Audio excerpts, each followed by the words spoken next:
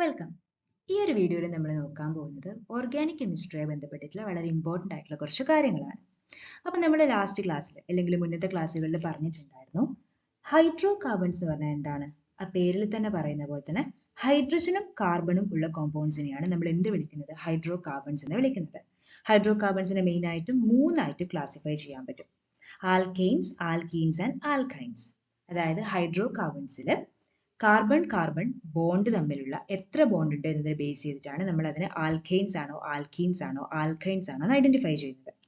ഇപ്പൊ കാർബൺ തമ്മിൽ രണ്ട് കാർബൺ ആറ്റംസ് തമ്മിൽ സിംഗിൾ ബോണ്ട് ആണ് കാണുന്നതെങ്കിൽ, കാർബൺ ആറ്റംസ് തമ്മിൽ സിംഗിൾ ബോണ്ട് ആണ് കാണുന്നതെങ്കിൽ അതിനെ നമുക്ക് വിളിക്കാം ആൽക്കെയിൻസ് ആണെന്ന് വിളിക്കാം. അതായത് ഹൈഡ്രോ കാർബൺസ് ആണെങ്കിൽ, അതായത് ഹൈഡ്രജനും കാർബണും ഉള്ള കോമ്പൗണ്ടുകളിൽ കാർബണുകൾ തമ്മിലുള്ള ബോണ്ട് എന്ന് പറയുന്നത് സിംഗിൾ ബോണ്ടഡ് ആണെങ്കിൽ നമുക്കത് വിളിക്കാം ആൽക്കെയിൻസ് എന്ന് വിളിക്കാം.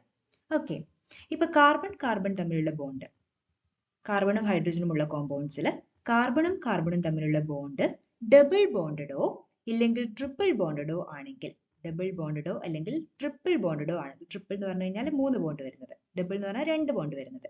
ഇപ്പൊ ഡബിൾ ബോണ്ടഡ് ആണെങ്കിൽ നമുക്ക് അതിനെ എന്ത് വിളിക്കാം? ആൽക്കീൻസ് എന്ന് വിളിക്കാം.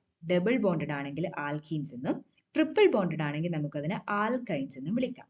ഓക്കെ, സിംഗിൾ ബോണ്ടഡ് ആണെങ്കിൽ ആൽക്കെയിൻസ്, ഡബിൾ ബോണ്ടഡ് ആണെങ്കിൽ ആൽക്കീൻസ്, ട്രിപ്പിൾ ബോണ്ടഡ് ആണെങ്കിൽ ആൽക്കൈൻസ്. ഇത്രയാണ് അതിൽ ആദ്യമായിട്ട് വരുന്ന ഇമ്പോർട്ടൻ്റ് ആയിട്ടുള്ള കാര്യം എന്ന് പറയുന്നത്. പിന്നെ അതിനെ കോമൺ ആയിട്ട് നമ്മൾ വിളിക്കുന്ന ഒരു പേരാണ് saturated unsaturated compounds.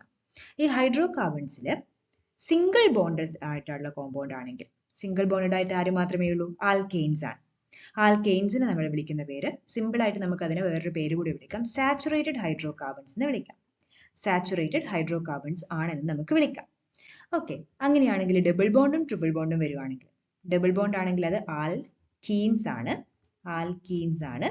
Triple bond ആണെങ്കിൽ അത് എന്താണ്? ആൽക്കൈൻസ് ആണ്. ഈ ആൽക്കീൻസിനെയും ആൽക്കൈൻസിനെയും നമുക്ക് എന്ത് വിളിക്കാം? രണ്ടിനെയും നമുക്ക് അൺസാച്ചുറേറ്റഡ് ഹൈഡ്രോ കാർബൺസ് എന്ന കാറ്റഗറിയിൽ പെടുത്താവുന്നതാണ്. ആൽക്കീൻസും ആൽക്കൈൻസും രണ്ടിനെയും നമുക്ക് ഏത് കാറ്റഗറിയിൽ പെടുത്താം? അൺസാച്ചുറേറ്റഡ് ഹൈഡ്രോ കാർബൺ എന്ന കാറ്റഗറിയിൽ പെടുത്താം. അപ്പൊ സിമ്പിൾ ആയിട്ട് പറയുകയാണെങ്കിൽ ഇത്രയേ ഉള്ളൂ. ആൽക്കെയിൻസ് എന്ന് പറയുന്നത് സിംഗിൾ ബോണ്ടഡ് ആയിട്ടുള്ള കാർബൺസ് തമ്മിൽ സിംഗിൾ ബോണ്ട് ആണെങ്കിൽ അത് ആൽക്കെയിൻസ് ആയിരിക്കും, ഡബിൾ ബോണ്ടഡ് ആണെങ്കിൽ ആൽക്കീൻസ് ആയിരിക്കും, ട്രിപ്പിൾ ബോണ്ടഡ് ആണെങ്കിൽ ആൽക്കൈൻസ് ആയിരിക്കും. സിംഗിൾ ബോണ്ടഡ് ആയിരിക്കുന്നതിന് നമ്മൾ സാച്ചുറേറ്റഡ് ഹൈഡ്രോ കാർബൺസ് എന്നാണ് വിളിക്കുക. അപ്പം ഡബിൾ ബോണ്ടഡ് ആണെങ്കിലും ട്രിപ്പിൾ ബോണ്ടഡ് ആണെങ്കിലും നമ്മൾ അതിനെ കോമൺ ആയിട്ട് എന്ത് വിളിക്കും? അൺസാച്ചുറേറ്റഡ് ഹൈഡ്രോ കാർബൺസ് എന്ന് വിളിക്കും. അത്രയും കാര്യങ്ങളാണ് ഫസ്റ്റ് ഇൻട്രൊഡക്ഷൻ പാർട്ടായിട്ട് വരുന്നത്. ഓക്കെ, നെക്സ്റ്റ് നമ്മൾ നോക്കാൻ പോകുന്നത് ആൽക്കെയിൻസിന്റെ കാര്യങ്ങളിൽ എങ്ങനെയാണ് അതിന്റെ ബോണ്ട് സ്ട്രക്ചർ കാര്യങ്ങളൊക്കെയാണ്. ഇപ്പൊ കാർബണും കാർബണും തമ്മിൽ സിംഗിൾ ബോണ്ട് വരുമ്പോഴാണ് നമ്മൾ അതിനെ ആൽക്കെയിൻസ് എന്ന് വിളിക്കാൻ ഓൾറെഡി പറഞ്ഞിട്ടുണ്ട്. കാർബൺ ഹൈഡ്രജൻ വരുന്ന കോമ്പൗണ്ട്സിൽ സിംഗിൾ ബോണ്ടാണ് കാർബൺ കാർബൺ തമ്മിൽ വരുന്നതെങ്കിൽ അത് ആൽക്കെയിൻസ് ആണ്, ഹൈഡ്രോ കാർബൺസ് ആയിരിക്കും. കാർബൺ നമ്മൾ ഓൾറെഡി കഴിഞ്ഞ വീഡിയോയിൽ പറഞ്ഞതുപോലെ തന്നെ കാർബണിന്റെ വാലൻസി എന്ന് പറയുന്നത് 4ആണ്. കാർബണിന്റെ വാലൻസി എന്ന് പറയുന്നത് 4ആണ്. 2,4 ആണല്ലോ അതിന്റെ ഇലക്ട്രോണിക് കോൺഫിഗറേഷൻ നമ്മൾ എഴുതാം. 2,4. അപ്പൊ 4 ഇലക്ട്രോൺസും കൂടി കിട്ടിക്കഴിഞ്ഞാൽ അതിന് ഒക്ടറ്റ് കിട്ടും. അതായത് 8 ഇലക്ട്രോൺസ് ഔട്ടർമോസ്റ്റ് ഷെല്ലിൽ കിട്ടും. അപ്പൊ അങ്ങനെ വരികയാണെങ്കിൽ നമുക്ക് എന്ത് പറയാം? അത് എന്തായി എന്ന് പറയാം? അത് ഒക്ടറ്റ് കോൺഫിഗറേഷൻ സ്റ്റേബിൾ ആയെന്ന് പറയാം. അപ്പൊ അതിന് 4 ബോൺസ് ഉണ്ടാക്കിയാൽ മാത്രമേ അതിന് സ്റ്റെബിലിറ്റി കിട്ടുള്ളൂ. ഈ 4 ബോൺസും ഹൈഡ്രജന് കൂടിയാണെങ്കിൽ, അതായത് കാർബണിന്റെ 4 ബോൺസ് ഉണ്ടെങ്കിൽ മാത്രമേ അതിന് എന്ത് കിട്ടുള്ളൂ? സ്റ്റേബിൾ ആയിട്ട് നിൽക്കാൻ പറ്റുള്ളൂ. 4 ആറ്റംസുമായിട്ട് ബോണ്ടഡ് ആയിരുന്നാൽ മാത്രമേ അതിന് സ്റ്റെബിലിറ്റി കിട്ടുള്ളൂ. ഈ 4 ആറ്റംസും ഹൈഡ്രജൻ ആണെങ്കിൽ അല്ലെങ്കിൽ അതിന് കാർബണിന് ചുറ്റുമുള്ള എല്ലാ ബോൺസിലും എല്ലാം ഹൈഡ്രജനുമായിട്ട് ബോണ്ടഡ് ആണെങ്കിൽ നമുക്ക് എന്ത് പറയാം? അത് ഹൈഡ്രോ കാർബൺസ് ആണെന്ന് പറയാം. ഓക്കെ, കാർബൺ ഹൈഡ്രജൻ മാത്രമുള്ള എല്ലാ കോമ്പൗണ്ട്സും ഹൈഡ്രോ കാർബൺസ് ആണ്, സിമ്പിൾ ആയിട്ട്. നെക്സ്റ്റ് ആൽക്കെയിൻസിന്റെ കേസ് പറയുമ്പോൾ ഇപ്പൊ പറഞ്ഞ കാര്യങ്ങൾ. Next structural formula, condensed formula, molecular formula. Okay, structural formula, condensed formula, molecular formula. Structural ഫോർമുലക്കാണ് കൂടുതലായിട്ട് സ്ഥലം വേണ്ടത്, എന്തായാലും ഇങ്ങനെ കൊടുക്കുന്നുണ്ട്. സ്ട്രക്ചറൽ ഫോർമുല എന്ന് പറയുമ്പോൾ ആദ്യം ആൽക്കെയിൻസിന്റെ കേസ്. ആൽക്കെയിൻസ് എന്ന് പറയുമ്പോൾ കാർബൺ ആറ്റംസ് തമ്മിൽ ഏതാണ്? സിംഗിൾ ബോണ്ട് മാത്രമേ ഉള്ളൂ എന്ന് പറയാം. അപ്പൊ ഒറ്റ കാർബണേ ഉള്ളൂ എങ്കിൽ അതിന് ഏതെങ്കിലും ബോണ്ട് കൊടുക്കാൻ പറ്റും? കാർബണും തമ്മിലുള്ള ബോണ്ട് സിംഗിൾ ബോണ്ട് നമ്മൾ വരക്കുന്നത്. ഇപ്പൊ ഒരു കാർബണേ ഉള്ളെങ്കിൽ നമ്മൾ സ്വാഭാവികമായിട്ടും എന്ത് ചെയ്യില്ല? വേറെ നമുക്ക് വരക്കേണ്ട ആവശ്യമില്ല. കാർബണിന്റെ വാലൻസി 4ആണ്. നമ്മൾ നേരത്തെ വരച്ച കോമ്പൗണ്ടാണ് വരക്കാൻ പോകുന്നത്. കാർബണിന്റെ വാലൻസി എന്ന് പറയുന്നത് 4ആണ്. കാർബണിന് ചുറ്റും 4 ആറ്റംസുമായിട്ട് അതിന് ബോണ്ട് ഉണ്ടാക്കാൻ പറ്റും. അത് ഹൈഡ്രജനുമായിട്ടാണെങ്കിൽ അതേതാണ് ഹൈഡ്രോ കാർബൺ കാറ്റഗറി തന്നെ വരുന്നതാണ്. അതിൽ ഡബിൾ ബോണ്ട് എവിടെയും ഇല്ലല്ലോ. ഈ ഒരു കോമ്പൗണ്ടിൽ ഡബിൾ ബോണ്ട് എവിടെയും ഇല്ല. അതുകൊണ്ട് തന്നെ നമുക്ക് അതിനെ എന്ത് വിളിക്കാം? ഇതൊരു ഹൈഡ്രോ കാർബൺ ആണ്, ഇതൊരു ആൽക്കെയിൻ ആണ്. ഈ ആൽക്കെയിൻസിൽ നമ്മൾ കാർബൺ ഹൈഡ്രജൻ ബോണ്ട് ശരിക്കും വ്യക്തമായിട്ട് വരച്ച് കാണിക്കുന്നുണ്ടെങ്കിൽ അതിനുള്ള കോമ്പൗണ്ട്സിനെ നമ്മൾ വിളിക്കുന്ന പേരാണ് structural formula. Carbon hydrogen bonds ബോണ്ടായിട്ട് തന്നെ വിസിബിൾ ആയിട്ട് കാണിക്കുന്നുണ്ടെങ്കിൽ അതിനെ നമ്മൾ സ്ട്രക്ചറൽ ഫോർമുല എന്ന് വിളിക്കും. അതായത് നിങ്ങളിപ്പോൾ ഈ പോയിന്റ് ചെയ്തിട്ട് കാണിക്കാം. അതായത് കാർബൺ ഹൈഡ്രജൻ ബോണ്ട്സ് എന്താണ് ഇവിടെ വിസിബിൾ ആയിട്ട് നമ്മൾ വരച്ച് കാണിക്കുന്നുണ്ട്. അതുകൊണ്ട് അങ്ങനെ വരുന്ന കോമ്പൗണ്ട്സിനെ നമ്മൾ എന്ത് വിളിക്കാം? അങ്ങനെ വരുന്ന കോമ്പൗണ്ട്സിനല്ല, അങ്ങനെ വരക്കുന്ന അതിനെ നമ്മൾ വിളിക്കുന്ന പേരാണ് സ്ട്രക്ചറൽ ഫോർമുല എന്ന് വിളിക്കും. ഓക്കെ, കണ്ടൻസ്ഡ് ഫോർമുല എന്ന് വെച്ച് കഴിഞ്ഞാൽ ഈ കാർബൺ ഹൈഡ്രജൻ ബോണ്ട് വളരെ വ്യക്തമായിട്ട് കാണിക്കില്ല.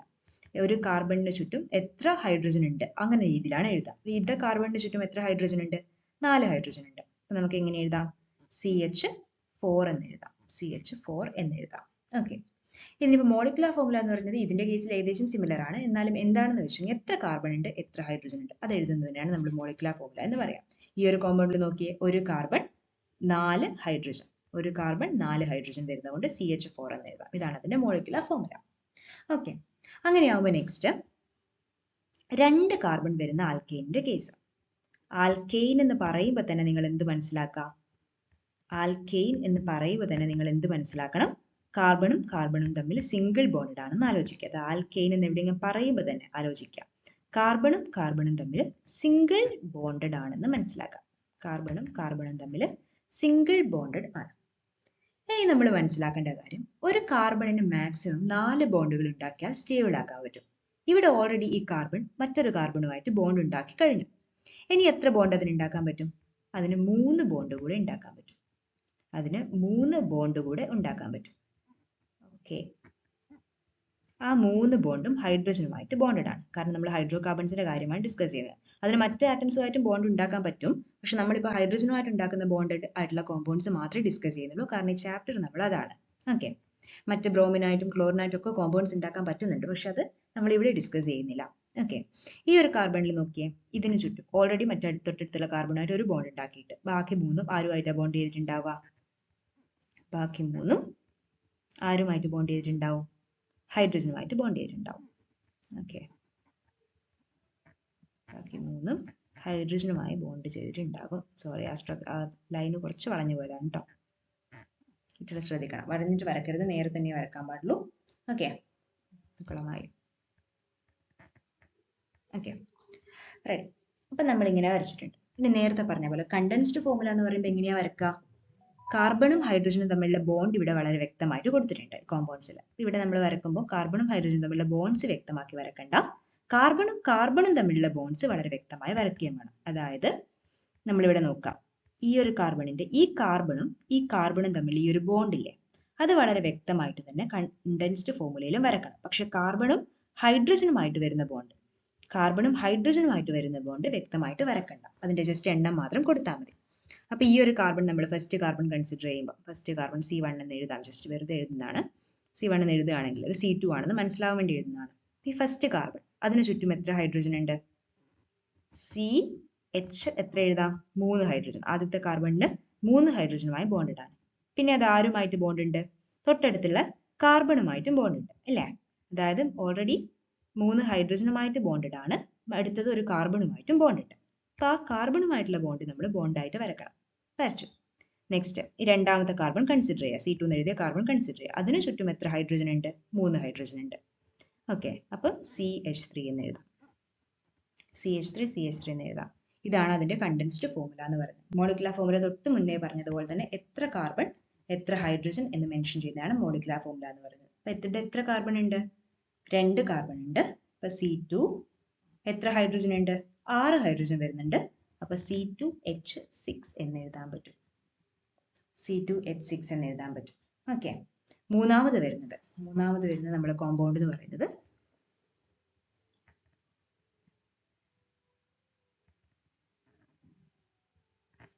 നമ്മൾ 3 കാർബൺ വരുന്ന കോമ്പൗണ്ട് ആൽക്കെയിൻ തന്നെ ആയതുകൊണ്ട് ആ 3 കാർബൺസ് തമ്മിലും എന്ത് തന്നെയുള്ളൂ? സിംഗിൾ ബോണ്ട് തന്നെയുള്ളൂ. 3 കാർബൺസ് തമ്മിലും സിംഗിൾ ബോണ്ട് തന്നെയുള്ളൂ. ഓക്കെ, അപ്പൊ നിങ്ങളുടെ ടൈം ഒന്ന് ലാഭിക്കാൻ വേണ്ടിയിട്ടാണ് ഇങ്ങനെ ഒരു പോസ് ചെയ്തിട്ട് എന്നെ ചെയ്തതാണ്. അപ്പൊ എന്തായാലും നിങ്ങൾ നോക്കിയേ, കാർബണും ഹൈഡ്രജനും തമ്മിൽ തമ്മിലുള്ള ബോൺസ് ഒക്കെ വ്യക്തമാക്കിയിട്ട് വരച്ചിട്ട് നമ്മൾ ഓൾറെഡി സ്ട്രക്ചറൽ ഫോമുലയും കണ്ടൻസ്ഡ് ഫോമുലയും വരച്ചിട്ടുണ്ട്. എന്തെങ്കിലും ഡൗട്ട് ഉണ്ടെങ്കിൽ കമന്റ് ബോക്സിൽ നിങ്ങൾ ടൈപ്പ് ചെയ്താൽ മതി, ആൻസർ വരുന്നതായിരിക്കും. അതായത് കാർബണിന്റെ ചുറ്റും 3 ഹൈഡ്രജൻ ബോണ്ട് വരുന്നുണ്ട്, ഒരു കാർബണുമായിട്ടുള്ള ഒരു ബോണ്ട് വരുന്നുണ്ട്. അപ്പം ഓരോന്നിന്റെയും ബോൺസ് എത്രയാണ് വരുന്നത്, 4 മാക്സിമം വരുന്നില്ലേ എന്നുള്ളതൊക്കെ നിങ്ങളൊന്ന് നോക്കിയേക്കാം. എന്നിട്ട് നോക്കാം, ഈ ഫസ്റ്റ് കാർബണിനെ നമ്മൾ കൺസിഡർ ചെയ്യുമ്പോൾ ഫസ്റ്റ് കാർബണിന് ചുറ്റും 3 ഹൈഡ്രജൻ ആണ്. അപ്പൊ നമ്മൾ CH3 എന്ന് എഴുതി. കാർബണും തമ്മിലുള്ള ബോണ്ട് ഇവിടെ സിന്റെ ഇടയ്ക്ക് ബോണ്ട് കൊടുത്തിട്ടുണ്ട്. പിന്നെ അടുത്ത കാർബൺ, ആ കാർബണിന് ചുറ്റും 2 ഹൈഡ്രജൻ, മൂന്നാമത്തെ കാർബണിന് ചുറ്റും 3 ഹൈഡ്രജൻ, അങ്ങനെ നമ്മൾ കൊടുത്തിട്ടുണ്ട്. അങ്ങനെ ആകുമ്പോൾ അതിന്റെ മോളിക്കുലർ ഫോമുല നിങ്ങൾക്ക് എഴുതാലോ എളുപ്പത്തിൽ. 3 കാർബൺ ആണ് ടോട്ടൽ ഉള്ളത്, C3. എത്ര ഹൈഡ്രജൻ ഉണ്ട്, 8 ഹൈഡ്രജൻ ഉണ്ട്. കൗണ്ട് ചെയ്ത് നോക്കിയാൽ മതി, C3H8 എന്ന് കിട്ടും. Okay, ready. പിന്നെ നമ്മൾ ഇതിലേക്ക് ജനറൽ ആയിട്ട് ഇതിന്റെ ഒരു ഫോർമുല എന്ന് പറയുന്നത് ഇത് 3 വെച്ചിട്ട് നിങ്ങൾ കണ്ടുപിടിക്കേണ്ട കാര്യമാണ്. വളരെ സിമ്പിൾ ആയിട്ട് കണ്ടുപിടിക്കാൻ പറ്റുന്ന കാര്യമാണ്. കാർബണിന്റെയും ഹൈഡ്രജന്റെയും എണ്ണം ഒന്ന് കമ്പയർ ചെയ്യാം.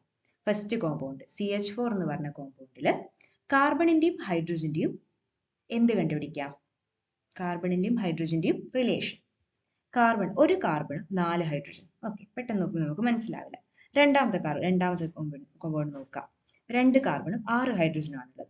മൂന്നാമത്തത് 3 കാർബണും 8 ഹൈഡ്രജൻ ആണുള്ളത്. അപ്പൊ എങ്ങനെയാണ് അതിന്റെ റിലേഷൻ വരുന്നത്, എത്ര കാർബൺ ആണോ ഉള്ളത് അതിന്റെ ഇരട്ടിയിൽ നിന്നും 2 കൂട്ടിയാലല്ലേ ഹൈഡ്രജന്റെ എണ്ണം കിട്ടുക. ഇവിടെ 1, അപ്പോൾ C1 നമുക്ക് എഴുതാൻ നിർബന്ധമൊന്നുമില്ല, C എന്ന് എഴുതിയാലും മതി, എന്നാൽ മനസ്സിലാവാൻ വേണ്ടിയിട്ട്. അപ്പം അതിന്റെ ഇരട്ടിയിൽ നിന്നും 2 കൂട്ടാം, അതായത് മറ്റൊരു കളർ കൊടുക്കാം. അതായത് കാർബണിന്റെ എണ്ണം n ആണെങ്കിൽ ഹൈഡ്രജന്റെ എണ്ണം എന്ന് പറയുന്നത് അതിന്റെ ഇരട്ടിയുടെ 2n + 2 എന്നായിരിക്കും വരിക. ഏതിന്റെ കേസിൽ എന്ന് പ്രത്യേകം പറയണം, ആൽക്കെയിൻസിന്റെ കേസിലാണ് വരുന്നത്. ആൽക്കെയിൻസിന്റെ സിംഗിൾ ബോണ്ടഡ് ആയിട്ടുള്ള കോമ്പൗണ്ട്സിന്റെ കേസിൽ അങ്ങനെയാണ് നമുക്ക് വരുന്നത്. CnH2n+2 ഈ ഒരു രീതിയിലാണ് വരുന്നത്. റെഡി. അപ്പൊ അങ്ങനെയാണെങ്കിൽ നിങ്ങൾക്ക് ഏതെങ്കിലും ക്വസ്റ്റ്യൻ ചോദിക്കുകയാണ്, നിങ്ങളോട് പറയുകയാണ് ഇപ്പൊ 5 കാർബൺ ആണുള്ളത്, അപ്പൊ എങ്ങനെ വരും, C5 5 കാർബൺ ആണുള്ളത്. എത്ര ഹൈഡ്രജൻ ഉണ്ടാവും, ജനറൽ ഫോർമുലയാണ് ഇത്. അതിന്റെ മോളിക്കുലർ ഫോർമുല എഴുതാൻ പറഞ്ഞാൽ ഇങ്ങനെ എഴുതാം, ഇത് ജനറൽ ഫോർമുല, മുകളിൽ കൊടുത്തിരിക്കുന്ന ജനറൽ ഫോർമുലയും പിന്നെ താഴെ ഞാൻ ഓരോന്നിൻ്റെ ചെയ്യുന്നതാണ്. C5 അതിന്റെ ഇരട്ടിയിൽ നിന്നും 2 കൂട്ടുക, 2 × n + 2, അതായത് 2 × 5 + 2 12 വരും. ഓക്കെ, 12 വരും. പിന്നെ C6 ആണെങ്കിൽ എന്ത് വരും, 2 × 6 + 12 14 വരും. 2 × 6 + 12 14 വരും. അങ്ങനെ നമുക്ക് എഴുതാൻ പറ്റും. ഇതാണ് അതിന്റെ മോളിക്കുലർ ഫോർമുല. ഏതൊരു ആൽക്കീന്റെ കേസ് ചോദിച്ചാലും നിങ്ങൾക്ക് മോളിക്കുലർ ഫോർമുല ഇത്ര എളുപ്പത്തിൽ തന്നെ കണ്ടുപിടിക്കാൻ പറ്റുന്നതായിരിക്കും. Okay, fine, good. കിട്ടുന്നില്ലേ ഇപ്പോ?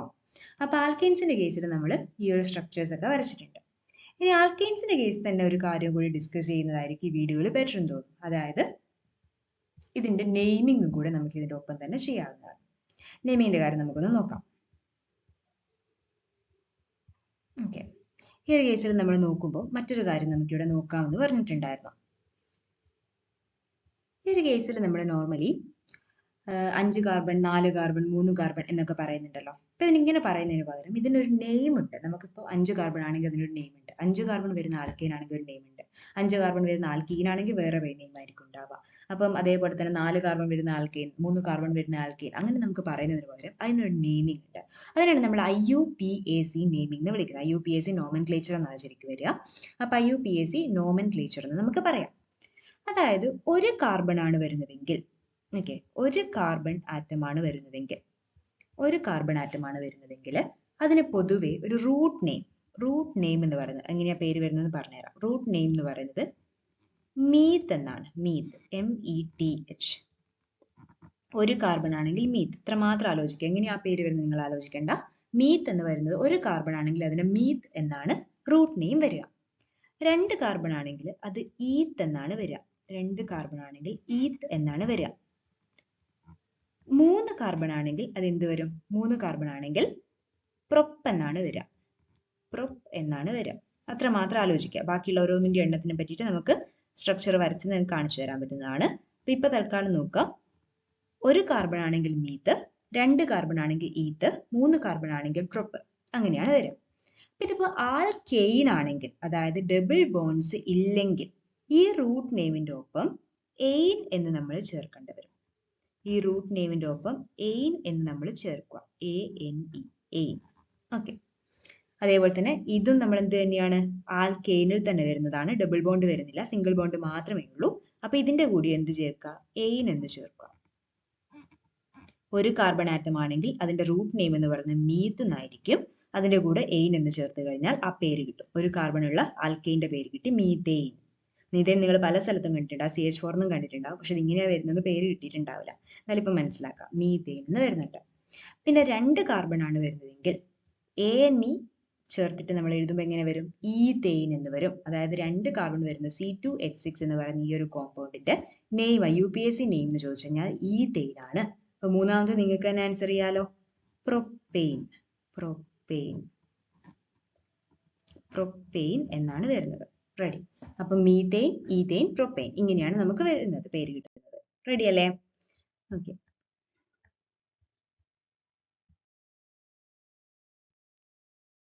ആൽക്കെയിൻസിന്റെ കാര്യങ്ങളൊക്കെ നമുക്ക് നെക്സ്റ്റ് വീഡിയോയിലായിട്ട് നോക്കാം. പക്ഷേ ഈ ഒരു കാര്യത്തിൽ ഇവിടെ നമ്മൾ ഈ നെയിമിങ്ങിന്റെ കാര്യത്തിൽ കുറച്ച് കാര്യങ്ങളും കൂടി നോക്കാറുണ്ട്. അതും കൂടി നോക്കിയാൽ നിങ്ങൾക്ക് ഏകദേശം കുറച്ചുകൂടി ആൽക്കെയിൻസിന്റെ കാര്യങ്ങൾ പറയാൻ പറ്റും.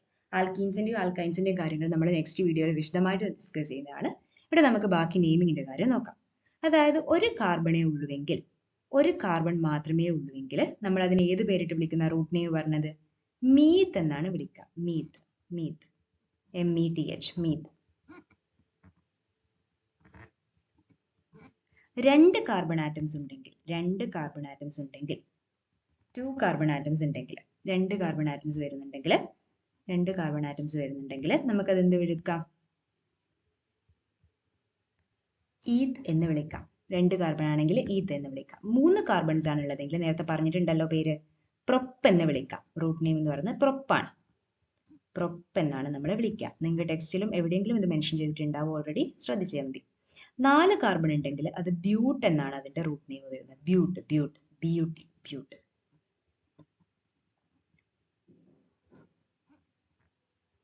ബ്യൂട്ട് എന്നാണ് വരുന്നത്.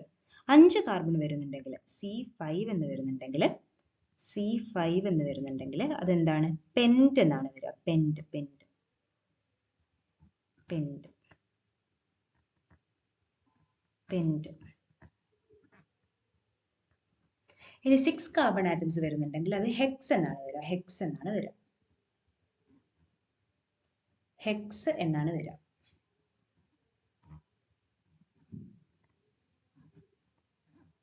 7 കാർബൺ ആറ്റംസ് വരുന്നുണ്ടെങ്കിൽ അത് ഹെപ്റ്റ് എന്നാണ് വരിക. ഹെപ്റ്റ്. 7 കാർബൺ ആറ്റംസ് വരുന്നുണ്ടെങ്കിൽ ഹെപ്റ്റ്.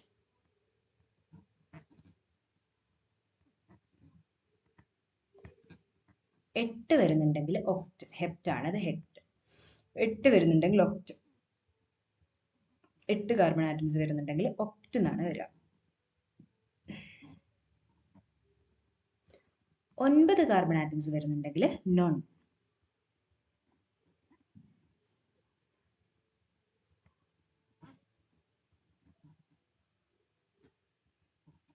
10 കാർബൺ ആറ്റംസ് വരുന്നുണ്ടെങ്കിൽ ഡെക്ക്. ഡെക്ക് എന്ന് വരും. അപ്പോ ഇതാണ് അതിന്റെ കോമൺ ആയിട്ടുള്ള നെയിം എന്ന് പറയുന്നത്. ആൽക്കെയിൻ ആണെങ്കിൽ ആൽക്കീൻ ആണെങ്കിൽ ആൽക്കൈൻ ആണെങ്കിലും റൂട്ട് നെയിമിങ് തന്നെയാണ് വരിക. ആൽക്കെയിൻസിന്റെ കേസ് ആവുമ്പോൾ നമ്മൾ എന്ത് പറഞ്ഞിട്ടുണ്ട്, അതിന്റെ കൂടെ എന്ത് ആഡ് ചെയ്യണം, ANE, എയിൻ എന്ന് ആഡ് ചെയ്യണം എന്ന് പറഞ്ഞിട്ടുണ്ട് ഇല്ലേ?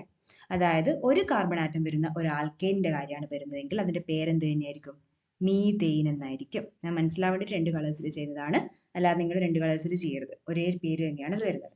അപ്പൊ 2 കാർബൺ വരുന്ന ഒരു ആൽക്കെയിൻ ആണെങ്കിൽ അതിന്റെ പേരെന്താണ്, ഈതെയിൻ എന്നാണ്.